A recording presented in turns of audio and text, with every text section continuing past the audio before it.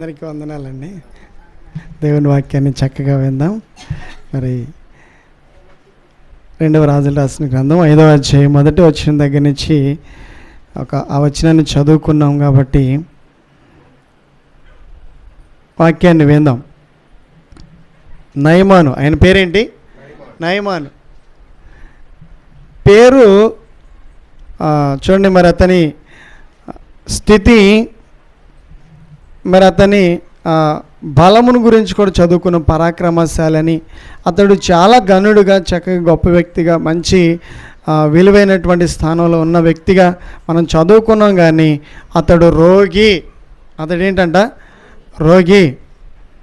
పైకి కనిపిస్తాం, చాలా బాగా ఉంటాం, చాలా బాగా కనిపిస్తూ ఉంటాం. కానీ లోపల పడే బాధలు ఎవరికి తెలుసు? లోపల ఉన్నటువంటి బాధలు ఎవరు చూస్తారు? మనుషుల్లో లోపల ఏముంటాయి? పైకి మంచి వస్త్రాలు వేసుకున్నంత మాత్రాన హ్యాపీగా ఉన్నట్టేనా? వేసుకున్న వస్త్రాలను చూసిన వాళ్ళు అనుకుంటారు, అబ్బా నీకేంటి, నీకేమైంది, ఇంకా అంతా సుఖమే అంటారు. నీ అంత అదృష్టవంతుడు, నీ అంత అదృష్టవంతురాలు ఉండదు అంటారు. నిజంగా మరి అనిపించుకుంటాం కానీ, అంటారు కానీ, అలా అనుభవించేవాళ్ళు, అనుభవించేవాళ్ళు, అంత సుఖం అనుభవించేవాళ్ళు ఉంటారంటారా?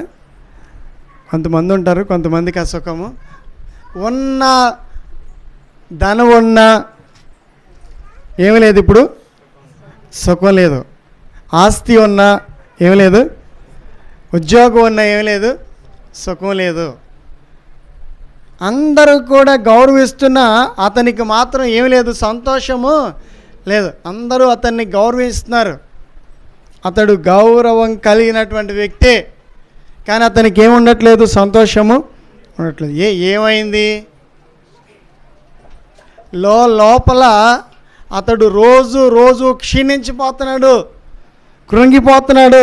లోపల అతనికి ఉన్నటువంటి బాధ రోజు రోజు అతను ఏం చేస్తుంది? కృంగదీసేస్తుంది, కృంగిపోతున్నాడు. ఎందుకని అతనికి అంత కృంగిపోవాల్సినటువంటి పరిస్థితులు? లోపల బాధకి మందులు లేవా? శరీరానికి గాయమైతే ఏముంటాయి? మందులు ఉంటాయి. ఇంకా ఏదైనా సమస్య ఉంటే ఏమవుతుంది? దానికి ఏదో ఒక పరిష్కారము ఉంటుంది. కానీ లోపల గాయమైతే, లోపల బాధ ఎక్కువైతే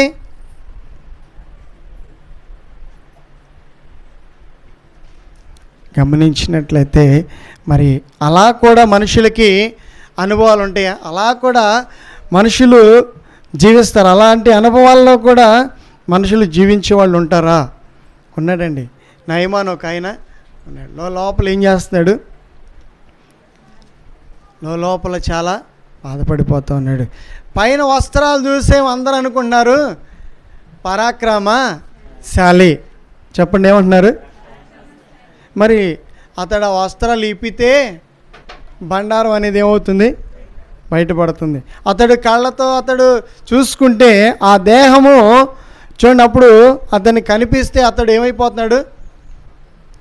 కళ్ళ నీళ్ళు ఆగుతాయా? కన్నీళ్ళు ఆగవు, కన్నీళ్ళు వస్తూనే ఉంటాయి. ఎంత కన్నీరో, ఎంత దుఃఖమో, ఎన్ని రోజులు ఏడ్చాడో, ఎన్ని రోజులు బాధపడ్డాడో, ఎంతకాలం నుంచి అతనికి ఆ బాధ మరి ఉందో. ఈరోజు మరి అనుభవాలు పైకి బాగానే ఉంటాయి, స్థితి పైకి బాగానే ఉంటుంది. ఆకారం చూస్తే మనిషి పడే బాధను కనిపెట్టలేం. ఆకారం చూస్తే మనిషి బాధను కనిపెట్టగలుగుతామా? ఆకారం చూస్తే ఎలా ఉంది? పరాక్రమశాలిలాగా. గుండె ఒక్కొక్కసారి అంటారు ఏమైపోతుందంట? గుండె ఏమవుతుందంట? చెరువు అవుతుంది అన్నాడు అంటారండి పెద్దలు. సామెత ఏమంటారు? గుండె చెరువు అయిపోతుంది, బాధ. ఆ మాట ఎందుకంటాం? ఏ సందర్భంలో అంటాం? ఎంత బాధ ఉంటే అంటాం? ఎంత బాధ అనుభవిస్తూ ఉంటే అంటాం ఆ మాట. మరి ఇది పరిష్కారము చూడండి మరి జరుగుద్దా? ఇంత లోపల బాధపడుతున్నటువంటి ఈ బాధకు పరిష్కారం ఉందా? పరిష్కరించే వాళ్ళు ఎవరైనా ఉన్నారా? పరిష్కారం దొరుకుద్ది అసలు? పైకేమో పరాక్రమశాలి, లోపలేమో బాధ. లోపలేంటి? బాధ. నీకేంటమ్మా అంటూ ఉంటారు, కానీ నువ్వెంత బాధపడేది గమనిస్తారా? గమనించలేరండి. లోపల కృంగిపోతూ ఉంటాం. బాధ్యతలు, కొన్ని బాధ్యతలు ఏం చేస్తూ ఉంటాయి? కృంగదీస్తూ ఉంటాయి. పిల్లల గురించినటువంటి బాధ్యతలు కావచ్చు, కుటుంబాన్ని గురించినటువంటి బాధ్యతలు కావచ్చు, మారని భర్తను గురించి కావచ్చు, మారని భార్యను గురించి కావచ్చు. లోపల ఏం పెరుగుతూ ఉంటుంది? బాధ పెరుగుతూ. రోజు ఏం చేస్తూ ఉంటారు? కృంగిపోతూ ఉంటారు. రోజు కృంగిపోతూ ఉంటారు. చూడండి మరి జీవించలేక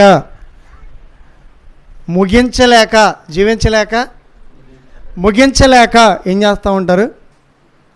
నలిగిపోతూ ఉంటారు. మరి రోజు దేవుని సన్నిధిలో మనం పడుతున్నామా బాధలో? లోపల మనకంటే ముందు ఎవరైనా బాధపడిన వాళ్ళు ఉన్నారా? లోపల బాధపడిన వాళ్ళు ఎవరైనా ఉన్నారా బైబిల్లో? ఎవరు? లోపల బాధపడింది నయమాను. ఎవరండి? లోపల కృంగిపోయింది ఎవరు? నయమాను.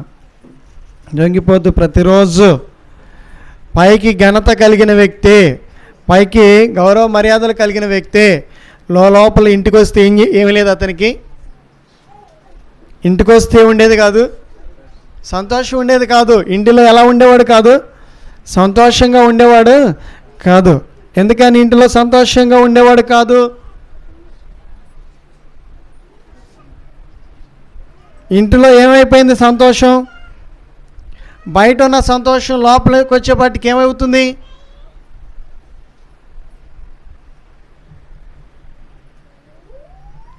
ఏమైపోతుంది?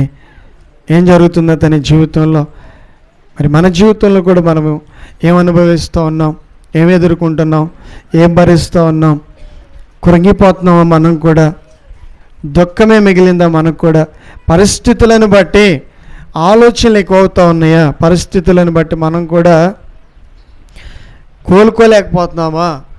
జీవించలేకపోతున్నాం. జీవించాలా ముగించాలా? చాలా మరి నలగొట్టబడుతున్నటువంటి పరిస్థితుల్లో రకరకాలైన కారణాలు ఉంటాయి. నయమానుకు రోగం కారణం ఏంటి? కానీ అనడానికి కారణం ఏంటి? రోగం. మరి మన కుటుంబాల్లో మనం ఏమనుభవిస్తూ ఉన్నాం? ఉద్యోగము రాలేదని, ఎగ్జామ్స్లో మంచి మార్కులు రాలేదని, వ్యవసాయంలో కలిసి రాలేదని, వ్యాపారంలో చూడండి మరి కలిసి రాలేదని, ఇలా రకరకాలైనటువంటి కారణాలు. అప్పులు తీరిపోతాయి అనుకున్నాం, కాయలు ఏమైపోతున్నాయి? అమ్ముడు అవట్లేదు, మంచి బేరాలు. ఇలా రకరకాలైనటువంటి అన్నీ ఉన్నా గాని అనేది నీకు కూడా ఒకటి చివరి ఏముంటుంది? కానీ పంటలు పండినాయి, కానీ పంటలు పండిన తర్వాత మరి గాని అంటే దానికి కారణం ఉంటుందా లేదా? ఉంటుందండి. అలా రకరకాలైనటువంటి సమస్యల చేత లోపల ఏమైపోతున్నాం? లోపల చూడండి కృంగిపోతున్నాం. చాలా బాధ లోపల పెట్టుకుని పైకి ఎలా జీవిస్తున్నాం? నయమానుకు లాగా ఎలా జీవిస్తున్నాం? ఎవరికి లాగా? నయమాను పైకి ఎలా ఉన్నాడు? పరాక్రమశాలిలాగా ఉన్నాడు. మరి చాలామంది ఎలా ఉన్నాం? ఇక్కడ కూర్చున్న లోపల ఏముంది? లోపల చూడండి మరి అది ఓపెన్ అయితే ఏమాగదు? దుఃఖము ఆగదు. దుఃఖమే ఏమొస్తుంది? ఓపెన్ అయితే దుఃఖం వచ్చేస్తుంది. చూడండి మరి ఆ వస్త్రాలు ఇప్పితే నయమానికి కూడా ఏముండేది కాదు? సంతోషం ఉండేది కాదు. నాకు ఇంత రోగమా, నేను ఇంత రోగినా అని చెప్పేసి ఇది బయటపడితే, ఇది తెలిస్తే ఏం చేస్తారు? ఆయన తీసుకెళ్ళి ఊరు వెలుపల ఊరి వెలుపలకి తరిమేస్తారండి. అది బయటపడకుండా ఏం చేస్తాడు ఇప్పుడు? అది బయటపడకుండా పరాక్రమశాలిగానే కనిపిస్తున్నాడు. ఇప్పుడు కుష్ఠరోగిగా కనిపించాడు అనుకోండి, నయమాన్ని ఉంచుతారా? ప్రజల్లో ఆ ప్రాంతంలో ఉంచుతారా? తరిమేస్తారు, తీసుకెళ్ళి ఊరు వెలుపల మరి అతన్ని పంపించేస్తారు. కానీ ఇప్పుడు అతడు బయటకు పోవాల్సిన పరిస్థితులు వస్తాయేమోనన్న బాధ, బయటికి వెళ్ళగొడతారేమోననేటువంటి బాధ, బయటపడుతుందనేటువంటి బాధ, తెలిసిపోద్దేమోననేటువంటి బాధ. అతను ఎన్ని రకాల బాధలు ఉన్నాయి? చాలా బాధలు ఉన్నాయి. ఈ బాధలన్నిటిని కూడా పడుతూ పడుతూ పడుతూ ఉన్నటువంటి పరిస్థితుల్లో చెప్పుకోలేనటువంటి బాధ. ఆ బాధల్లో మరి ఉన్నటువంటి వ్యక్తికి ఒక చిన్నది చెప్తుంది. ఏమని? ఒక పాస్టర్ గారు ఉన్నారు, ఒక దైవ సేవకుడు ఉన్నాడు. ఆయన దగ్గరికి వెళ్తే ఏం చేస్తాడు? బాగు చేస్తాడు అని చెప్తే ఇప్పుడు ఈయన ఏం చేశాడు? తర్వాత చూడండి, కౌరు పంపించాడు. ఎవరికి? ఈయన వెళ్ళాడా? ఈయన నేరుగా వెళ్ళి పాస్టర్ గారిని కలుసుకున్నాడా? ఏం చేశాడు? కబురు పంపించాడు. నువ్వు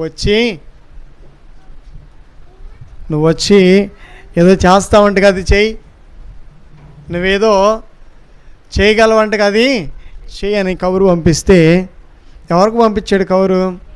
సిరియా రాజుకు పంపించాడు. ఇశ్రాయేలీల రాజుకి, ఇశ్రాయేల్ రాజుకి పంపిస్తే రాజు ఏం చేస్తున్నాడు? అక్కడ వస్త్రాలు చింపేసుకుంటున్నాడు. నేను రావటం ఏంటి?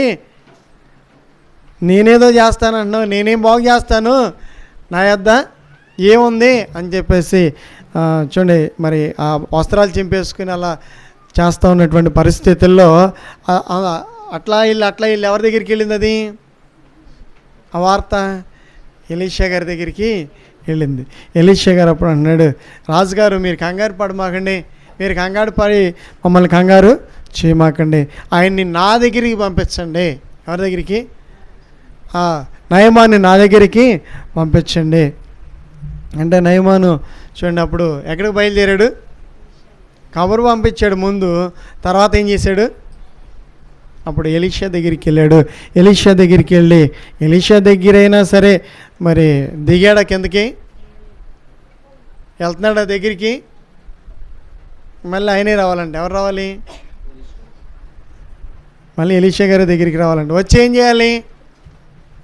వచ్చి ఈయన మీద చేయాలంట. ఎవరి మీద? నయమాన్ మీద చేయేస్తే ఈయన రోగము తగ్గిపోద్ది అనుకుంటున్నాడు. ఈయన ఏదో ఇచ్చేసి ఆయన దగ్గర నుంచి తెచ్చేసుకుందాం అనుకుంటున్నాడు. తెలుసా ఏమనుకుంటున్నాడు? ఈయన ఏదో ఇచ్చి ఆయన దగ్గర ఉండేది తెచ్చుకుందాం అనుకుంటున్నాడు.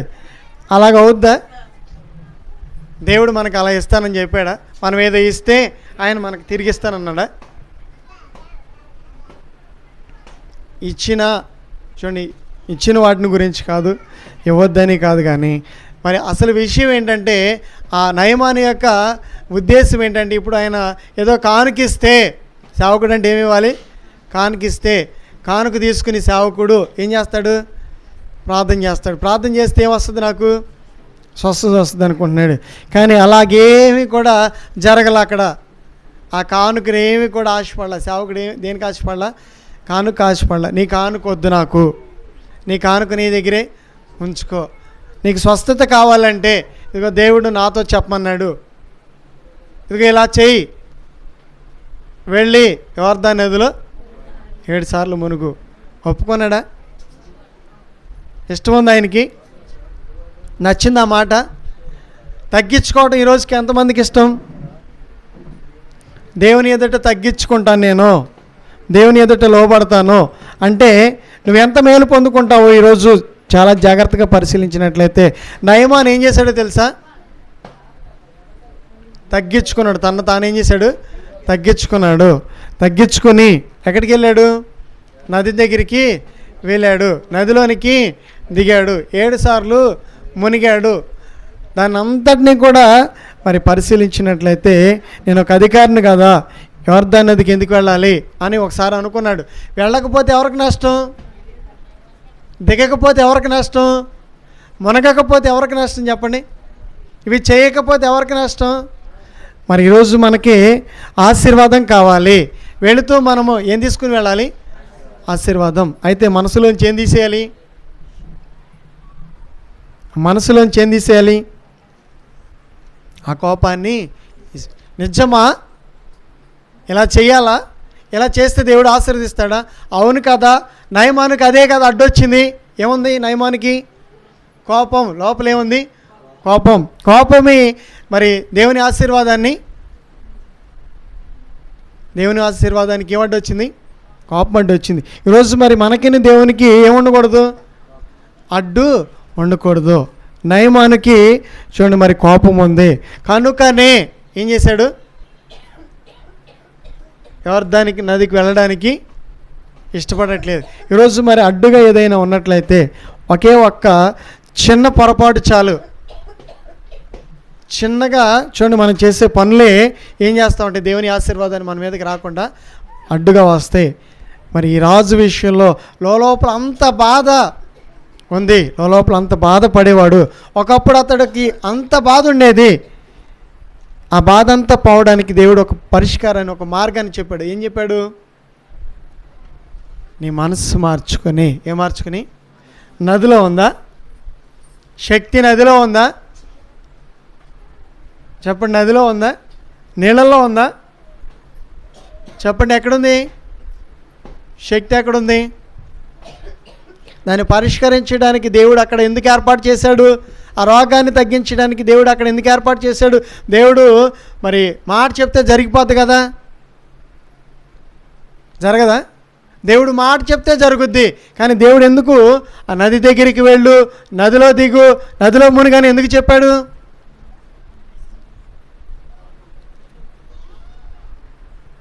బ్రతుకు మారాలండి. ఏం మారాలి? అతడు ఏం మార్చుకున్నాడు? ఈరోజు ఆశీర్వదింపబడాలంటే ఏం మార్చుకోవాలి? బ్రతుకును మార్చుకోవాలండి. రూపాలు మార్చుకుంటే ఆశీర్వదిస్తాడు దేవుడు. రూపాలు మార్చుకుంటే దేవుడు నమ్ముతాడా? అతడు ఆ రూపాన్ని చూపిస్తే జనులందరూ అనుకుంటున్నారు పరాక్రమశాలి. రూపం చూస్తే పరాక్రమశాలి. ఆ ఆకారం అంతటినీ కూడా చూడండి మరి ఆ ధరించుకున్న వస్త్రాలు అన్నింటిని కూడా తీసేస్తే కుష్టి రోగి. ఎన్ని బాధలు పడ్డాడండి, ఎంత బాధను అనుభవించాడండి. దేవుడు చెప్తున్నాడు, అతనికి పరిష్కారాన్ని చూపిస్తున్నాడు. ఇదిగో ఈ విధంగా చెయ్యి. ఎంతమందికి ఇష్టం దేవుని వాక్యానుసారంగా జీవించడం? చెప్పండి. ఎలా జీవించాలి? వాక్యానుసారంగా జీవించాలి. వాక్యానుసారంగా జీవిస్తే ఇదిగో ఈ వ్యక్తి జీవితంలో జరిగినటువంటి కార్యం ఆశ్చర్యమైన కార్యం. అప్పటికి ఆ ప్రాంతంలో సిరియా దేశంలో చాలామంది ఎవరున్నారు? కుష్ఠరోగులు ఉన్నారు. కుష్ఠరోగులు అందరూ కూడా ఎక్కడున్నారు? ఊరు వెలపలు ఉన్నారు. కానీ ఈయనకి ఒక్కడికే ఏం వచ్చింది? ఇప్పుడు అవకాశము వచ్చింది. మరి ఈరోజు మనకు కూడా దేవుడు ఏమిస్తున్నాడు తెలుసా? అవకాశం. ఏ అవకాశం? బ్రతుకు మార్చుకునే అవకాశం ఇచ్చాడు. నీకు బ్రతుకు మార్చుకోవడం ఇష్టమైతే, బ్రతుకు మారితే దేవుడు అంటున్నాడు ఆయనకి స్వస్థత అవసరం. మరి నీకేం అవసరం? నువ్వేం కోరుకుంటున్నావు? నువ్వేం ఆశిస్తున్నావు? నువ్వు ఏది జరగాలనుకుంటున్నావు? నువ్వు ఏది ఆగిపోయిందని బాధపడుతున్నావు? ఏ బాధ నీలో మరి నీకు నెమ్మది లేకుండా చేస్తుందో, ఏ బాధనైతే నువ్వు అనుభవిస్తున్నావో దేవుడు చెప్తున్నాడు మార్చుకుంటావు. నీకు ఇష్టమైతే. ఏమి ఇష్టమైతే? లేదు నాకు ఇష్టం లేదు, నేను వెళ్ళిపోతాను, నాకు అవసరం లేదు అని అంటే నయమాను కూడా ఏం చేశాడు తెలుసా? రథం ఎక్కేసి వాణి రాదాం సిరియా దేశం వెళ్ళిపోదాం అన్నాడండి. ఏమన్నాడు? సిరియా దేశం వెళ్ళిపోదాం అన్నాడు. రథం వెళ్ళిపోతూ ఉంది. ప్రక్కన ఉన్నటువంటి స్నేహితుడు మరి అతని అధికారి ఆయన అంటున్నాడు, ఆయన ఏమడిగాడు నిన్ను? ఆయన నీ దగ్గర నుంచి ఏమైనా తీసుకుంటానన్నాడా? ఇవన్నీ కూడా ఆయన కోరుకోలేదుగా. ఈ ధనం అవసరం లేదన్నాడుగా. యోర్దాను నదిలోనికి వెళ్ళమన్నాడుగా. అంతేగా నీకు చెప్పింది అంటే అప్పటికి ఏం మారింది? మనసు మారింది. కొంతమందికి వెంటనే మార్పు రాదు, వస్తుందా? కొంతమంది వెంటనే మారరు. కొంతమంది మార్చుకోవడానికి ఏం పడుతుంది? టైం పడితే అది నీ దగ్గరే ఉంటుంది, గుర్తుపెట్టుకోవాలి. టైం పెడితే అది నీతోనే ఉంటుంది. నువ్వు ఎప్పుడైతే వెంటనే ఆలోచన మార్చుకుంటావో, నిర్ణయాన్ని మార్చుకుంటావో, ఇది దేవుని ఆజ్ఞగా నువ్వు ఎప్పుడైతే లోబడతావో, నయమానికి ఏమొచ్చింది వెంటనే? ఎప్పుడొచ్చింది? ఆలస్యమైందా వెంటనేనా? నువ్వు కూడా ఆలస్యము మరి చేస్తే ఏమవుతుంది? ఆలస్యం అవుతుంది. నువ్వు వెంటనే చేస్తే వెంటనే నువ్వు కూడా పొందుకుంటావు. దేవుడు నిన్ను కూడా ఏం చేస్తాడు? ఆశీర్వదిస్తాడు. స్తోత్రాలు చెల్లిద్దాం. ఒకసారి స్తోత్రాలు చెల్లిద్దాం. మీరు కూడా పొందుకోవాలి. ఏమవ్వాలి? ఏం పొందుకోవాలి? ఆశీర్వాదాన్ని పొందుకోవాలి. ఈ బాధలోంచి మీరు కూడా బయట. ఏ బాధ చెప్పాలి? లోపల బాధ చెప్పండి. ఏ బాధ చెప్పాలి? ముఖ రూపం చూడంగానే కొన్ని బయటపడతాయి, గుర్తుపెట్టుకోండి. ఏ రూపం చూడంగానే?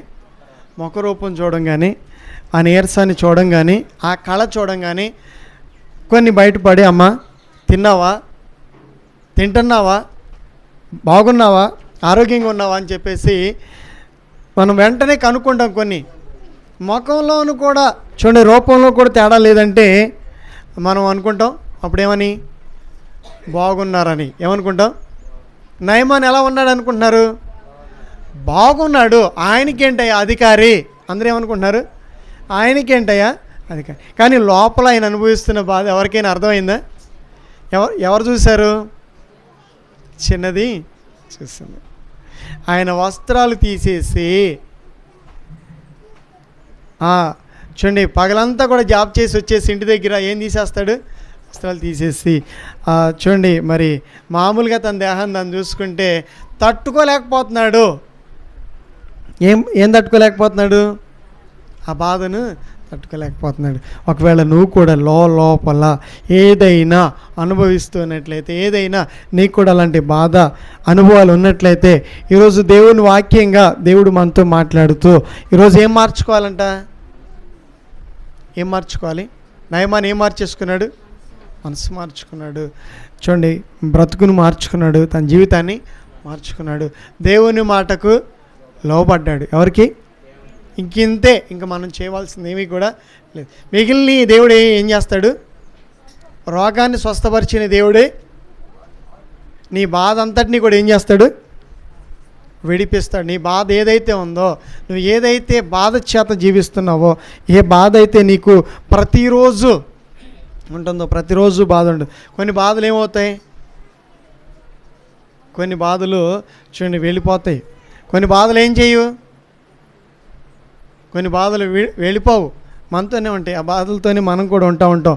ఇక అలా గడపడమే మన పని. అలాగే గడపాలా మనము? బాధలతోనే మనం జీవించడానికి వచ్చాం భూమి మీదకి కాదు కదండి. నయమానికి పరిష్కారం అయింది. ఎవరికి? ఈరోజు మనకు కూడా ఏమవుతుందని చెప్తున్నాడు దేవుడు? పరిష్కారం ఉంది. పడే బాధలకి ఏముంది? పరిష్కారం. నమ్మినట్లయితే ఈరోజు మరి మనం చేయాల్సింది కూడా దేవుడు చెప్తున్నాడు. ముందు ఏం దిగాలి? నయమాన్ ఏం దిగాడు? రథము దిగాడు. గర్వము పోయింది. రథం దిగాడంటే ఏం పోయింది? దేవుని దగ్గరికి వచ్చాక ఏం పోవాలి? ఏం ఉండకూడదు? గర్వం, అహంకారం, కోపం. చూడండి, రకరకాలైనటువంటి ఈ అలవాట్లన్నీ కూడా అనవసరమైన ఇవన్నీ కూడా మనసులో పెట్టుకొని మనం ఎంతగా ప్రయత్నించినా ఆ ప్రయత్నాలు ఏమవ్వవు, ఫలించవు. ఈరోజు నయమాను లాంటి అధికారే పరాక్రమశాలి ఏం దిగేశాడు? రథము దిగేశాడు. ఇప్పుడు మనం ఏం దిగాలి? ఏం దిగాలో దేవుడు మనకి నేర్పించిన పాఠాల అనుభవాల్లో దేవుడు ప్రేరేపిస్తూ ఉండగానే మనం కూడా మార్చుకోవాల్సినట్లు మార్చుకుందాం. ఈరోజు ఇప్పుడే మనం కూడా దేవుని సన్నిధిలో ఉండగానే మనం ఏ లోపల బాధ పెట్టుకుని ఏ బాధతో కూర్చుని ఉన్నామో ఆ బాధల్లో నుంచి విడిపించే దేవుడు మనతో మాట్లాడుతూ ఏం చేయాలో దేవుడు పరిష్కారాన్ని చెప్పినప్పుడు మనం కూడా మనం చేయగలిగే వాటిని మనం చేస్తే ఆ తర్వాత దేవుడు ఏం చేస్తానంటున్నాడు?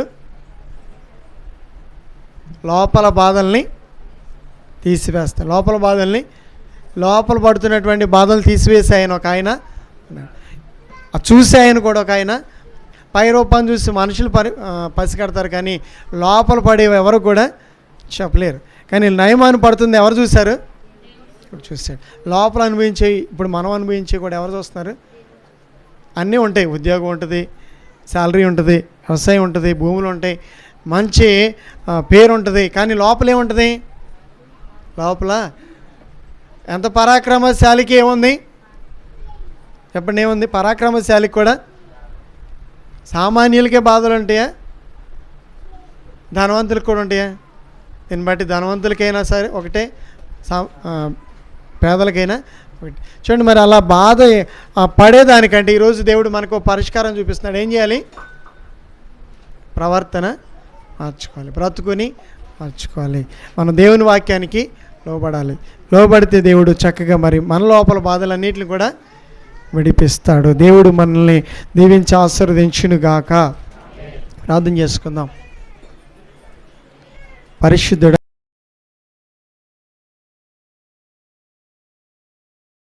నుంచి లోపల ఎంతో బాధతో ఉన్నటువంటి నయమాను జీవితాన్ని గురించినటువంటి ఆయా పాఠాలు మేము నేర్చుకున్నాం.